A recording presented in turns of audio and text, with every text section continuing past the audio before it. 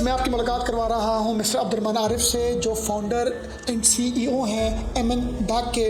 ये basically advisory services देते हैं बिजनेसेस को जो ट्रेडिशनल और कन्वेंशनल मेथड से अपना काम कर रहे हैं, ये उनको ट्रांसफॉर्म करते हैं कॉर्पोरेट मेथड्स में, कॉर्पोरेट सिस्टम्स में। आजकल हमारे सोशल मीडिया में हर जगह पर एक चीज़ सुनने को देखने को बड़ी मिलती है, अमीर होने के तरीके। और बिजनेस बंदा करता है कि ज़्यादा फाइनेंशियली स्ट्रॉन्ग हो, ज़्यादा पैसे आए एज कम्पेयर टू सैलरी, तो अमीर होने के कुछ तरीके तो बताया, कुछ टिप्स तो बताया। अच्छा देखिए, ये अमीर की जो डेफिनेशन है ना वो बड़ी रेलेवेंट है। अच्छा, साइकिल वाले के लिए मोटरसाइकिल वाला अमीर है, ठीक है। मोटरसाइकिल वाले के लिए गाड़ी वाला अमीर है, गाड़ी वाले के लिए दो गाड़ियों वाला अमीर है। तो इसकी कोई मैं नहीं वो कर सकता इसको। बल्कि ये नॉर्मली अगर जिस मुल्क में रहते हैं उसकी पर कैपिटा इनकम आपका एक सर्टेन कंफर्ट लेवल है। आप अगर वो कंफर्ट लेवल एंजॉय कर रहे हैं तो इसका मतलब है कि आप एक अमीर हो गया, बिकॉज आपका खाना पीना उठना बैठना सोना एक कंफर्टेबल तरीके से है। अच्छा, आपने जो कारोबार जो है ना वो पैसा बनाना उसका एक एलिमेंट है, एक एलिमेंट है। कारोबार आपको पहचान देता है, कारोबार आपको इज्जत देता है, कारोबार आपको क्रिटिकल थिंकिंग देता है, कारोबार आपको इमोशनली स्ट्रॉन्ग करता है, कारोबार आपको सोशली स्ट्रॉन्ग करता है, कारोबार आपको प्लेस करता है इन 50 चीजों में, जहां पे एक चीज होती है कि यार मेरे पास एक जरिया मुआश है और एक मुआश है जिससे मैं जिंदगी गुजार रहा हूं। तो जो लोग कारोबार को सिर्फ पैसा समझते हैं, आई थिंक सो वो तो 2-4 सालों में वाइप आउट हो जाता है। या तो दुकान पे बैठे रहते हैं चुप करके। जिसने बिजनेस करना है, जिसने कारोबार करना है, उसके लिए ये सारी चीजें बड़ी अहमियत है और आपको डिफरेंट इंसान बना देते हैं। और एक और बात मैं बोलूंगा, कारोबार आपको लेने वाले से देने वाला बना देता है। तो आप जब जॉब में होते हैं तो आपको लेने की आदत होती है, कारोबार में आपको लोगों की फिक्र होती है, आप उनको देते हैं। अच्छा, जब आप लोगों की फिक्र करते हैं तो अल्लाह सुब्हानहू व तआला आपकी फिक्र करता है, क्योंकि आपके थ्रू जा रहा होता है। तो कारोबार आपको बहुत सारे चैप्टर खोलता है, आपको अल्लाह ताला की शनाख्त, हमारे दीन की शनाख्त, हमारी जिंदगी का ऑब्जेक्टिव मकसद बताता है, ठीक है। तो इसलिए मैं समझूंगा खाली पैसा है तो बहुत छोटी चीज़ है इसके लिए।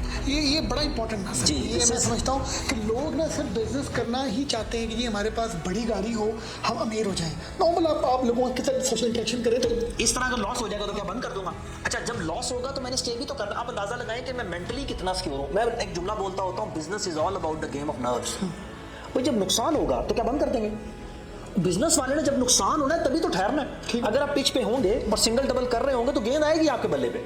इसलिए be on the pitch, stay firm, have a very strong belief on Allah सुब्हानहू व तआला के राज़ी अल्लाह की ज़ात है और वो देती है। तो आप इस पे लगे रहें, अल्लाह ताला इंशाअल्लाह ताला आपको जरूर अल्लाह रिजल्ट देगा। लोग बिजनेस करना चाहते हैं, जॉब के साथ उनकी बड़ी एक फिश लिस्ट होती है और वो जॉब के दौरान भी अपनी परफॉर्मेंस जॉब को ठीक नहीं दे पा रहे होते। क्यों? वो कहते हैं हमने तो करना है बिजनेस है, लेकिन वो करने के लिए बिजनेस एक ऐसी चीज़ है जो किसी को ना आप समझा के नहीं करवा सकते। अच्छा, बिजनेस आपकी ना डीएनए में होता है। अब वो डीएनए में इस तरह होता है कि एक बंदा जिसको बैठे बैठे 10 आइडियाज आ रहे हैं, एक बंदा जो अपनी जॉब में बैठा होता है लेकिन हर वक्त इनोवेशन करता है, हर वक्त इनिशिएटिव लेता है, हर वक्त कुछ ना कुछ नया करने की कोशिश करता है। तो वो समझ ले कि उसके अंदर एक डीएनए मौजूद है टू डू द बिजनेस। कारोबार रोजाना एक नई एनर्जी मांगता है, रोजाना एक नया इनिशिएटिव मांगता है। आपको एक सेल्फ ड्राइविंग फोर्स चाहिए होती है चीज़ों को करने के लिए। तो जो लोग एम्प्लॉयज़ हैं और वो अगर उनके अंदर ये वाली नेचर मौजूद है तो मेरा ख्याल है कि अपनी एक्सपर्टीज़ को स्टार्ट करके उनको कुछ ना कुछ ज़रूर करना चाहिए। वो बेशक अगर वो फॉर एग्जाम्पल जॉब कर रहे हैं और शाम के टाइम में बिजनेस नहीं कर सकते तो अपनी एक्सपर्टीज़ के साथ कोई वॉलंटियर काम शुरू कर दें। उससे ये होगा कि at least they will be geared up to do something at their own. दो तरह के माइंडसेट्स हैं बिजनेस में। कुछ लोग कहते हैं कि जॉब करने के बाद बिजनेस करना चाहिए, कुछ लोग कहते हैं कि जॉब के बगैर आपको अपना करियर मतलब बिजनेस से स्टार्ट करना चाहिए। तो इस बारे में क्या टिप है आपकी? अच्छा, आप जॉब करके बिजनेस कर लें या स्टार्ट से बिजनेस कर लें, कोई भी चीज़ अच्छी बुरी नहीं होती है। मैंने तो अब तक ये सीखा 10 सालों में और अपने सारी ज़िंदगी में कि कोई भी चीज़ गलत नहीं होती। होता यह कि आपकी चॉइस है, जो आपको जिस वक्त पर ठीक लगता है आप वो फैसला करते हैं। मैं एक जुमला ज़रूर बोलूँगा, फैसला ज़रूर करें, इनडिसाइसिवनेस में मत रहे कि यार मैंने नौकरी करनी है, बिजनेस करना है, नौकरी करनी है, भाई इस चक्कर में ना पड़े। अच्छा, जो स्टार्टअप्स अपना बिजनेस मॉडल प्लान कर लेते हैं कि जी आपने जैसे एडवाइस किया कि हमें सर्विसेज में आना चाहिए, इसमें इन्वेस्टमेंट काम होती है। अच्छा, कौन से ऐसे की फैक्टर्स हैं जिसको एक स्टार्टअप को अपने माइंड में प्री प्लान करना या उस पर फोकस करना ज़रूरी होता है? 3 वेरी क्लियर इंस्ट्रक्शंस। आप जब भी स्टार्टअप शुरू करें तो सबसे पहले देखें कि क्या वो स्टार्टअप प्रॉफिटेबल, उसकी प्रॉफिटेबिलिटी कितने % है। Very very critical. प्रॉफिटेबिलिटी आपको पहले दिन पे फोकस करनी है, सोचनी है। अच्छा, सोचनी है। सेकंड चीज है रिपीटेबिलिटी, कि आप जो काम करने जा रहे हैं, जो प्रोडक्ट बना रहे हैं, क्या वो रिपीटेटिव है। ऐसा तो नहीं है कि आपने हर दफ़ा उतनी ही मेहनत करके क्लाइंट एक्विजिशन करनी है। तो आपने एक दफ़ा स्टार्ट किया तो अपनी प्रोडक्ट को आप रिपीटेटिव सोचें। तीसरी चीज़ है स्केलेबिलिटी, कि क्या वो स्केल हो सकता है। अगर वो आइडिया आपका स्केल नहीं हो सकता तो वो स्टार्टअप नहीं है। तो go for profitability, repeatability and scalability.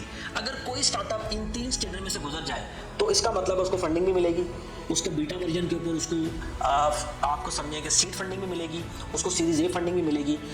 Middle east, Saudi, जो वेस्टर्न वर्ल्ड है, they are investing hell of amounts on the businesses इस वक्त। आपका आइडिया अच्छा हो, आप उसको लेके जाएं with this complete work, you will get the money. लोगों का एक बड़ा एक कंफ्यूज होते हैं कि हम ऑफिस लें, हम अपना विजिटिंग कार्ड बनाएं, हम वेबसाइट बनाएं। ये सारी चीज़ों के लिए आप क्या समझते हैं कि किस चीज़ की हमें ज़रूरत होती है? इंपॉर्टेंट किन चीज़ों की ज़रूरत नहीं होती बिजनेस स्टार्ट करने के लिए? अगर देखिए, बिजनेस में आपने एक चीज़ याद रखनी है, जब आप किसी कंपनी में जॉब कर रहे होते हैं ना, तो आपकी जो रिकग्निशन होती है ना, वो आपकी कंपनी होती है।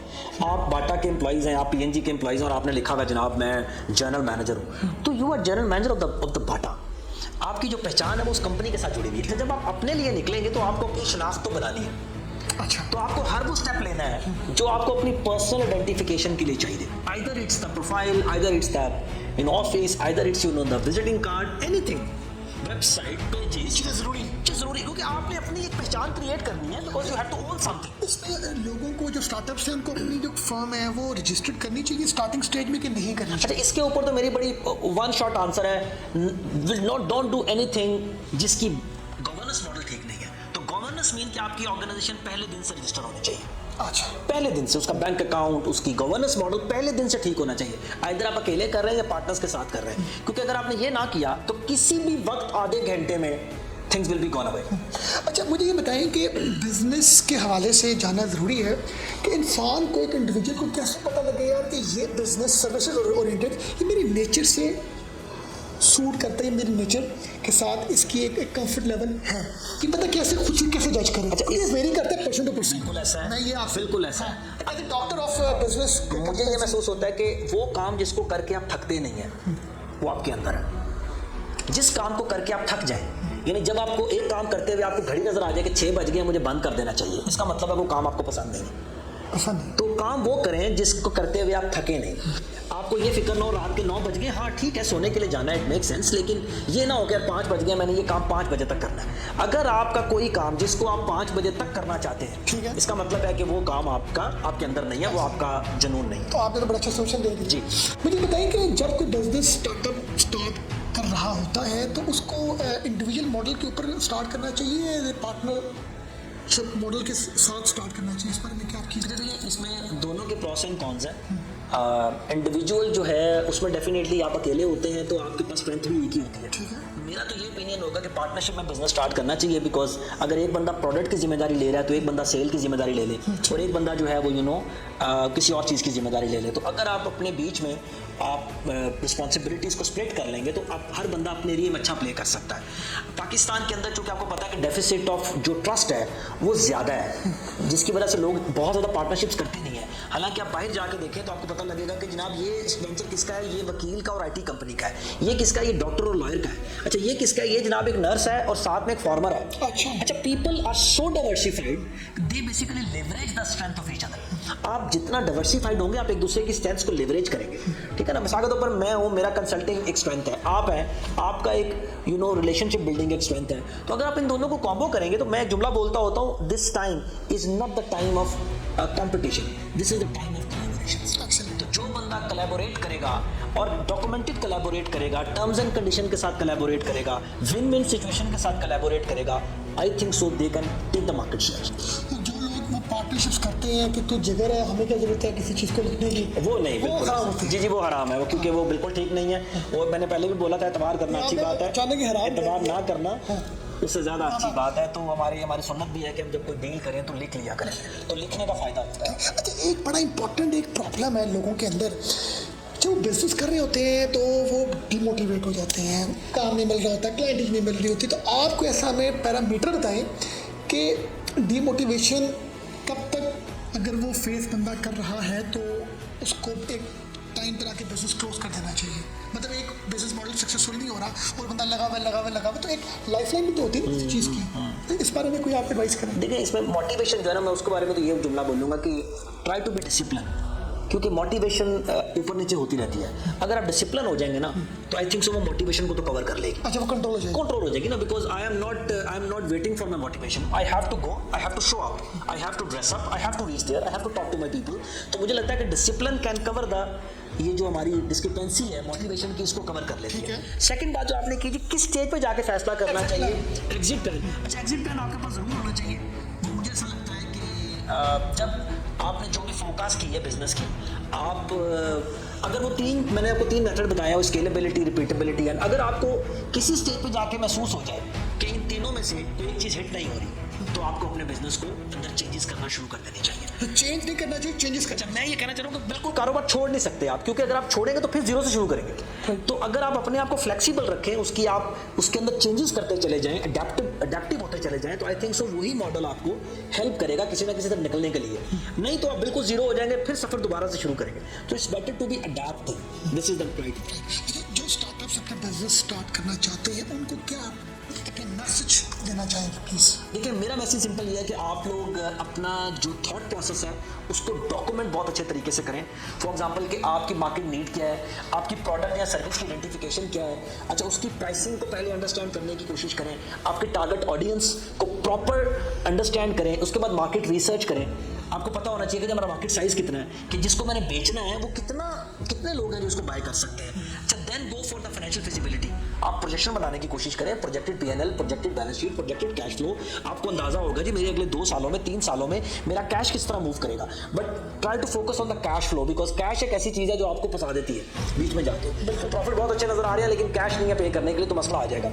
और उसके बाद आप अपना ऑपरेटिंग सेटअप मॉडल जो है उसको लिखें कि मैं अपनी कंपनी को जब बनाऊंगा तो मेरा स्ट्रक्चर क्या होगा, मेरे लोग कैसे होंगे, मेरे सिस्टम कैसे होंगे। And the last thing is the go to market strategy, कि मुझे मैंने मार्केट में लॉन्च होना है तो मेरी पैकेजिंग, मेरी प्राइसिंग, मेरी प्रमोशन, मेरी प्लेसमेंट, ये सब चीज़ें मेरी प्रॉपर तरीके से लिखी होनी चाहिए। तो guys please do brainstorming on these things, vet it with some industrial experts. वो आप लोगों को प्रेजेंट करें, 1-2 लोगों से जो लोग आपको चैलेंज करेंगे, जो लोग आपको फीडबैक देंगे, वो आपके लिए फ्रूट होगा। Feedback is the breakfast of the people who want to grow.